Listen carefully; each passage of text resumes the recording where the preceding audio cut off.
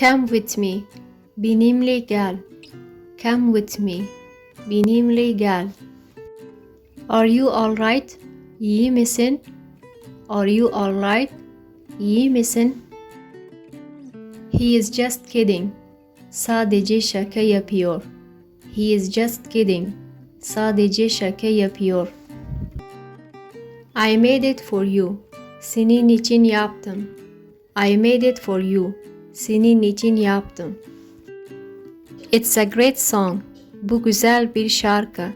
It's a great song. Bu güzel bir şarkı. They are very nice. Onlar çok hoş. They are very nice. Onlar çok hoş. Yeah, he came to me. Evet, bana geldi. Yeah, he came to me. Evet, bana geldi.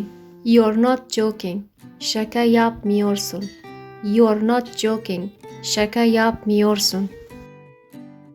How did you get it? Onu nasıl aldın? How did you get it? Onu nasıl aldın? I don't want to go. Gitmek istemiyorum. I don't want to go. Gitmek istemiyorum. I just want to know. Sadece bilmek istiyorum. I just want to know. Sadece bilmek istiyorum. It's not like he. Onun gibi değil. It's not like he. Onun gibi değil. Just sitting around. Sadece oturuyorum. Just sitting around. Sadece oturuyorum. She is really great. O gerçekten harika. She is really great. O gerçekten harika. Get out of the car. Arabadan çek. Get out of the car. Arabadan çek.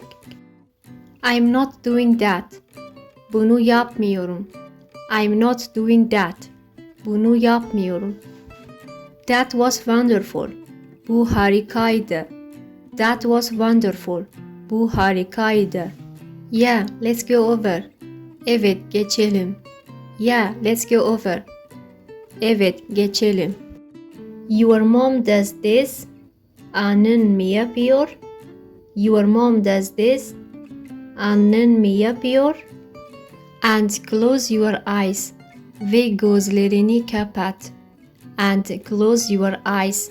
Ve gözlerini kapat. Can we just go home? Eve gidebilir miyiz? Can we just go home? Eve gidebilir miyiz? For a second please. Bir saniye lütfen. For a second please. Bir saniye lütfen. He keeps getting it. O almaya devam ediyor. He keeps getting it. O almaya devam ediyor. Thanks for watching. Please guys subscribe for more videos.